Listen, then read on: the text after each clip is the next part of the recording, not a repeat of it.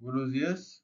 Hoy les hablaremos de la concentración y disolución de la orina y regulación de la osmolaridad del líquido extracelular y la concentración de sodio.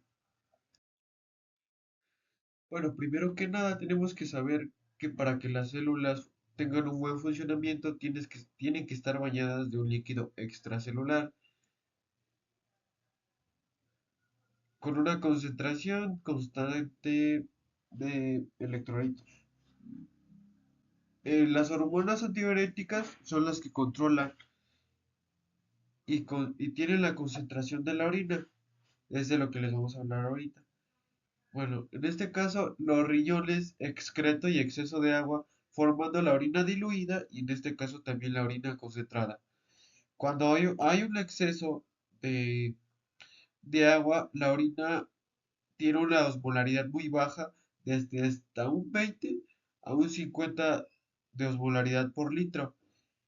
Es una concentración que es solo alrededor de una sexta parte de la osmolaridad del líquido extracelular normal. De que el normal es de 300 osmolaridad por litro. Y cuando hay un déficit de agua en el cuerpo, la osmolaridad, de hecho, esta sube mucho, desde 1200 a 1400 osmolaridad por litro. Y bueno, aquí para el mecanismo renal para excretar la orina diluida, aquí el riñón tiene una tarea muy importante. Aquí el riñón es el que reabsorbe los solutos y sin reabsorber con mucha agua. Eh, esto pasa en las partes distales de la nefrona, del túbulo distal tardío y los conductos colectores. Bueno, y los fluidos corporales. Aquí, bueno, los fluidos corporales del riñón, aquí muestra a mi lado izquierdo las respuestas renales aproximadas de un ser humano después de la ingestión de un litro de agua y las respuestas renales aproximadas en un ser. Y bueno, en esta imagen de la izquierda, esta, aquí como podemos ver, hay una diuresis del agua en una persona después de la ingestión de un litro de agua, como les estaba diciendo. Eh, Aquí hay que tener en cuenta que después de la ingestión del agua, el volumen de la orina aumenta. Aquí como podemos ver, en la ingestión del agua, que es este grafiquita, aumenta. Y la osmolaridad de la orina disminuye. Acá está la osmolaridad. Aquí acaba disminuyendo, como pueden ver. Lo que provoca la excreción de un gran volumen de orina diluida. Y pues ya.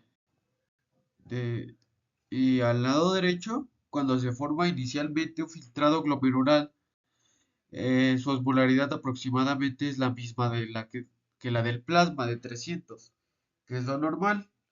Para excretar el exceso de agua, el filtrado se diluye a medida que pasa por lo largo de un túbulo, reabsorbiendo los solutos en mayor medida que el agua, como se muestra aquí en esta imagen. Y bueno, aquí la formación de orina diluida, cuando los niveles de hormona antidiurética son muy bajos, tengan en cuenta aquí que en el asa ascendente de Helen, aquí está, vamos a borrarle acá, en el asa ascendente,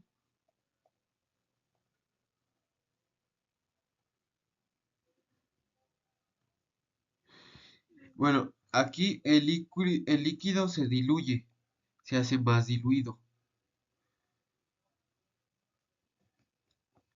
Y en los túbulos distales y colectores, que son estos, este y esto, que son los colectores. El líquido tubular se diluye más por la reabsorción del cloruro de sodio y la falta de reabsorción del agua de los niveles de, de la hormona antidiurética, que son, en este caso, son muy bajos. Bueno, la concentración y disolución de orina, en los riñones se conserva el agua excretando orina concentrada. Y como podemos ver en la gráfica que está aquí, es la relación entre la gravedad específica y la osmolaridad de la orina. Acá, como podemos ver, la gravedad va de aproximadamente 1.10 a 1.30 y al contrario que la osmolaridad puede ser desde 200 a 1400. Bueno, aquí bueno, vamos a hablar de los fluidos corporales y de los riñones. Eh, Esto, la orina excretada concentrada requiere niveles altos de la hormona antidiurética y la médula renal hiperosmótica. Aquí del lado izquierdo tenemos ingesta y salida de aguas diarias, de lo que consumimos, bueno, en líquidos ingeridos.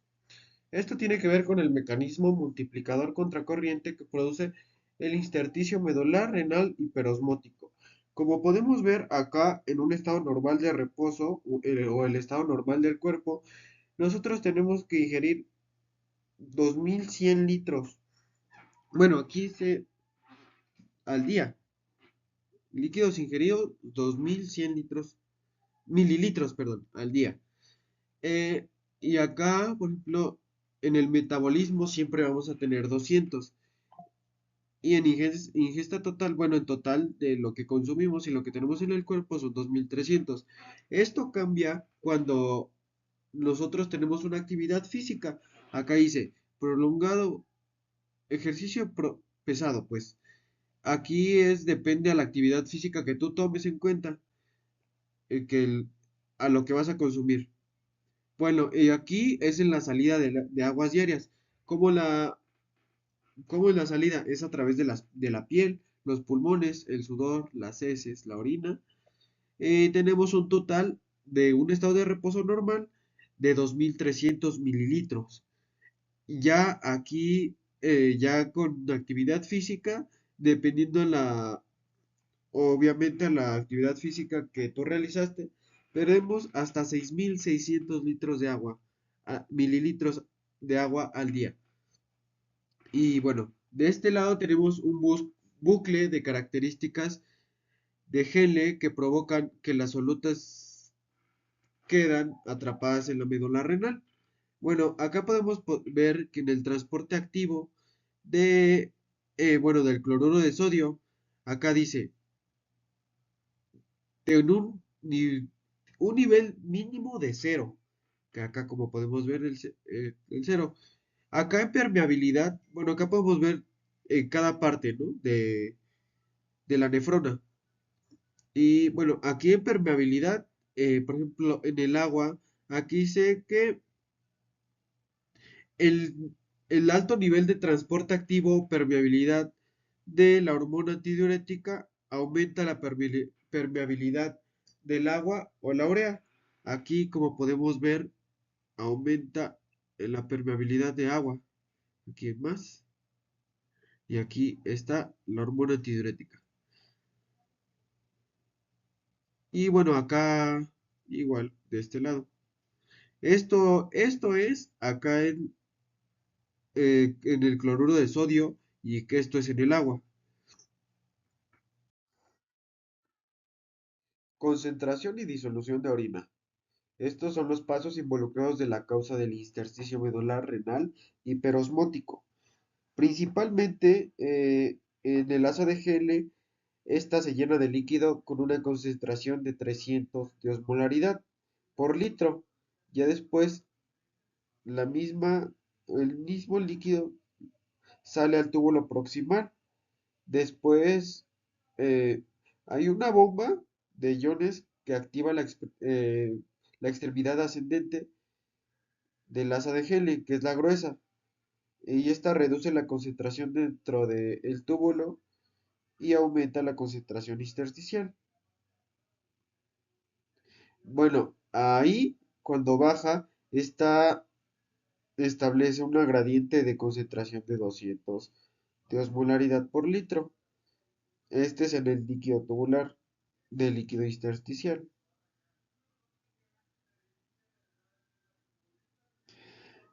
Ese es el primer, bueno, por así decirlo, el primer paso, lo que pasa principalmente. Después, eh, el límite del gradiente es, bueno, termina en 200 de osmolaridad, ¿no? Como ya dijimos, por litro. Esto es porque la difusión paracelular de iones, esta regresa al túbulo y finalmente contrarresta el transporte de iones. Bueno, esto pasa cuando alcanza el gradiente de concentración, que es el mismo, que regresa a 200 de osmolaridad por litro. Aquí, como pueden ver, todos aquí regresa. Bueno, ya este fluido, bueno, el líquido intersticial alcanza rápidamente el equilibrio osmótico. Esto pasa ya que la ósmosis del agua que sale de la rama ascendente, este, bueno, pasa porque sale por la rama ascendente.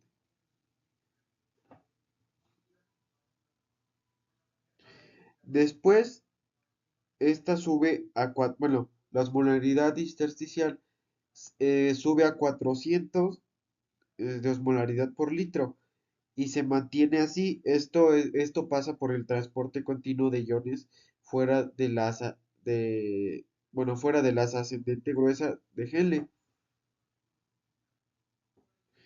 Bueno, ya aquí entra el cloruro de sodio fuera de la rama ascendente y bueno, ya por esto, este es capaz de establecer no solo un gradiente de concentración de 200 de osmolaridad por litro, que es mucho menor al que alcanzó. Por eso, finalmente, es lo que orinamos al final de cuentas. Y pues acá está el papel del tubo distal de los conductos de bueno, ajá, el papel del tubo distal de los conductos de recogida en la orina excretada concentrada. Esto es lo que tomaron en unas muestras y acá se ve, mire, por ejemplo, acá está multiplicado por contracorriente. Aquí es el estado inicial, después el efecto inicial, efecto único, flujo de líquido, grado único y efecto único. Bueno, y acá ya pasa, se repiten los pasos, empieza de nuevo y ya. Bueno, acá los fluidos corporales de los riñones. Aquí la urea contribuye al intersticio renal medular hiperosmótico y a la 300 de osmolaridad de la formación de la orina concentrada. Y bueno, acá en esta imagen mostramos la recirculación de la urea del conducto colector a la asa de Henle, que contribuye a la médula renal hiperosmótica. Y bueno, acá se puede ver que, bueno, aquí se empieza la formación de orina concentrada con los niveles de hormona diurética. Aquí se ve.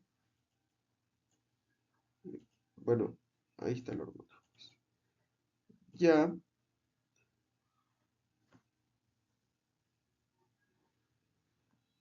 bueno, aquí se pueden ver que son altos de 300 al iniciar y de 600. Y ya, tengan en cuenta que este líquido sale del asa de Henle y se distribuye, pero se concentra a medida que se absorbe el agua en los túbulos. En los túbulos distales, que son los túbulos colectores, que son estos. Ahí, aquí, bueno, aquí. Esto pasa con niveles altos de la hormona antidiurética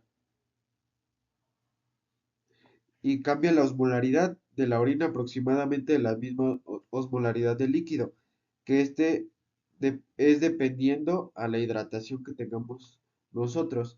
En este caso, bueno, la orina es aproximadamente la misma que la osmolaridad. Entonces, eh, esta es aproximadamente de 1200 de osmolaridad por litro. Y bueno, los valores numéricos están en miliosmoles por litro. Aquí todos los valores que están en la gráfica. Bueno, acá viene la concentración y la disolución de orina. Aquí tenemos que ubicar principalmente las partes de la nefrona. Bueno, acá es la cápsula de Bowman. Esta parte, la cápsula de Bowman, es el túbulo prox- proximal contorneado de la urea, donde se ve el 4.5 de urea a 7. Después es el asa ascendente de Helen. Aquí es la asa ascendente. Bueno, esta es la descendente y esta es la ascendente. Después es la rama ascendente gruesa que empieza desde lo que tienen las orillas cafés. Y bueno, es el túbulo distal, donde se ve la urea. Y este ya es el conducto colector. Es lo que tenemos que saber. Bueno, después de eso, ya les podemos hablar de que, bueno, aquí la recirculación, bueno, aquí empieza la reabsorción desde el conducto colector medular hacia hacia el líquido intersticial. Esto pasa en la urea, donde se difunde en el asa delgada de Henle. Luego pasa a través de los túbulos distales, y ya finalmente regresa al conducto colector, que se encuentra en esta parte, conducto colector.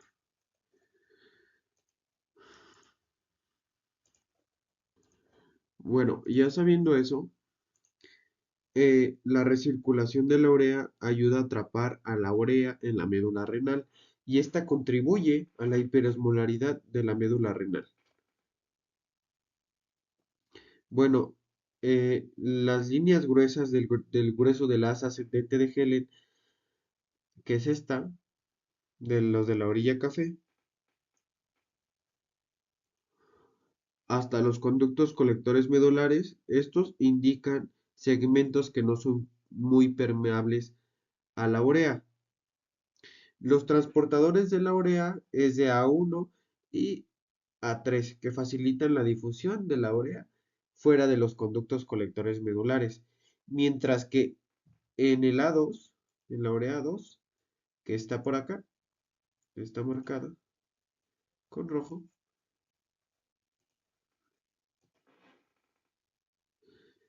esta facilita la difusión de la urea en el delgado hasta la asa ascendente de Henle.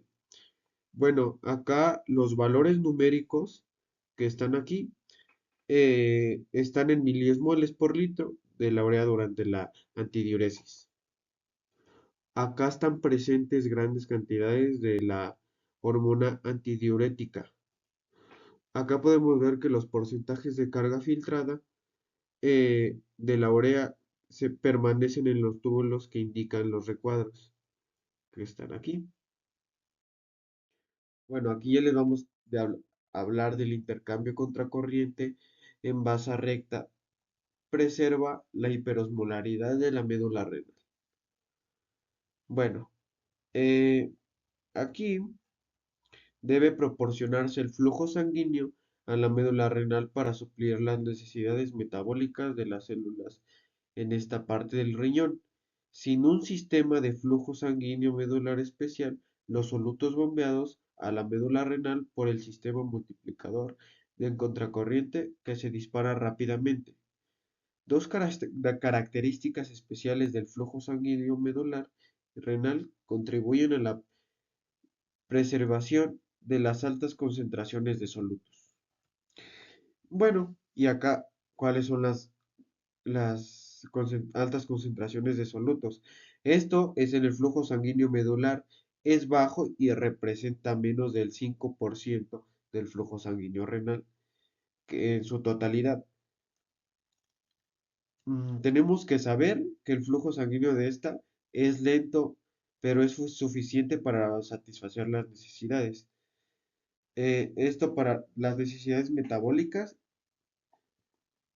y de los tejidos. Bueno, gracias a esto hace que perdamos menos solutos de el intersticio medular. Ya, y por siguiente, tenemos que saber también que los basas rectas sirven como intercambiadores del contracorriente y minimizadores del lavado de solutos del intersticio medular. Bueno, y en la imagen podemos ver que en el mecanismo del intercambio de contracorriente funciona de la siguiente manera. Este, bueno, lo que pasa acá es que el intercambio contracorriente de los vasos, bueno, los rectos, cambian. Aquí empieza lo de el que el plasma fluye por la rama descendente de los vasos rectos que se vuelven más hiperosmóticos. Y acá podemos ver que la osmolaridad va subiendo de 300, 600, 800, 1000, 1200 y ya después va descendiendo y termina en 350 de osmolaridad. Bueno, fuera de la sangre, la difusión, los solutos del líquido intersticial renal de la sangre. En la rama ascendente, en la rama ascendente, los vasos rectos son solutos que difunden hacia el líquido intersticial del agua y estos se difunden de nuevo hacia los vasos rectos. Bueno, aquí ya los solutos que pasan en forma de U se pierden, bueno, en estos ya se pierden grandes cantidades y esto causa que los valores numéricos que están en miliosmoles por litro sean más bajos. Aquí, como podemos ver, es el resumen del mecanismo concentrador de la orina y cambios en la osmolaridad en diferentes segmentos tubulares. Esta gráfica nos representa cómo va cambiando. Aquí, bueno, aquí podemos ver la osmolaridad que va de 100 a 1200, ni siquiera va a 1400. Bueno, acá cambian de líquido tubular. Bueno, esto pasa a medida que atraviesan los diferentes segmentos tubulares. Esto pasa en presencia de los niveles elevados de la hormona antidiurética y la ausencia de la hormona antidiurética. Bueno, acá podemos ver cómo va acá de 125 mililitros o 44 mililitros de osmolaridad y sube, bueno, aquí pasa a 125 mililitros. En la asa de Helen, en túbulo distal, tenemos, bueno, una caída de 25 mililitros. Ya aquí, bueno, esto llega hasta la orina, que ya lo habíamos hablado al principio, que es bueno, termina en 20 mililitros de osmolaridad. Esto es con una buena hidratación. Bueno, me faltó decirles que acá los valores numéricos bueno, estos indican los volúmenes aproximados en mililitros. Esto es por minuto o en osmolaridades en miliosmoles por litro de líquido que fluyen a lo largo de los diferentes segmentos tubulares.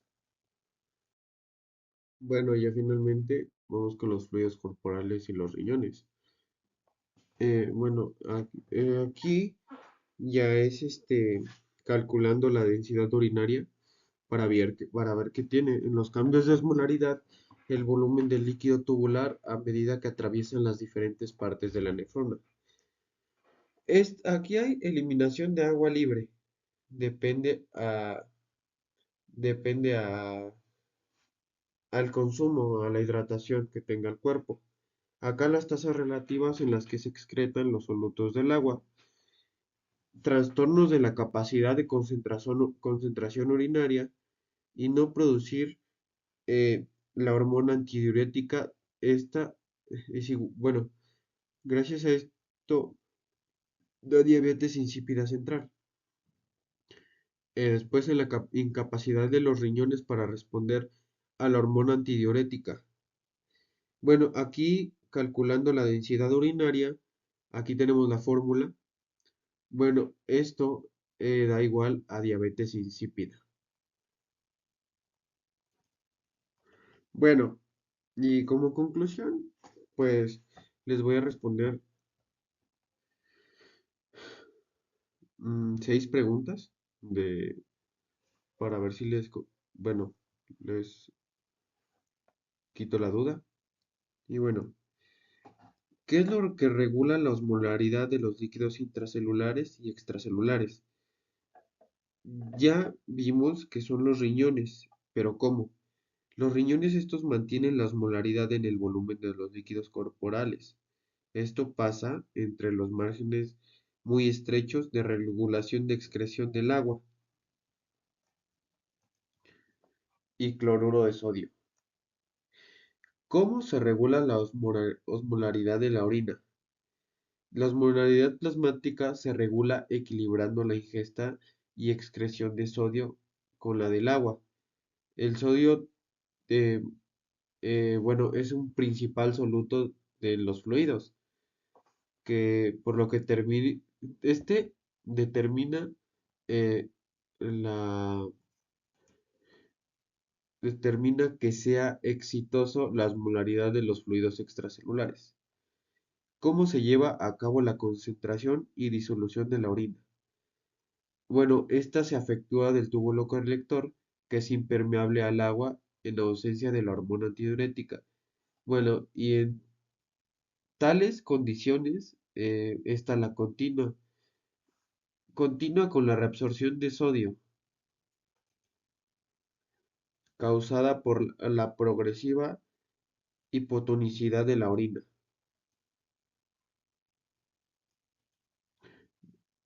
A ver, aquí, ¿qué regula el líquido extracelular?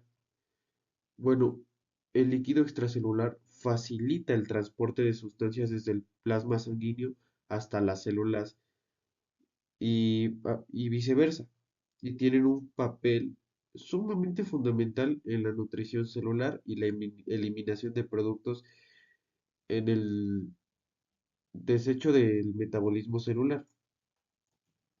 Y digamos, ¿por qué es importante la osmolaridad? Bueno, esta es importante porque cuando la osmolaridad aumenta en el cuerpo, produce una hormona antidiurética. También se llama vasopresina. Y esta hormona se les dice a sus riñones que mantengan más agua dentro de sus vasos sanguíneos y así la orina vuelve más concentrada. Cuando la osmolaridad disminuye, el cuerpo no produce tanta hormona antidiurética. Y bueno, sería todo. Gracias.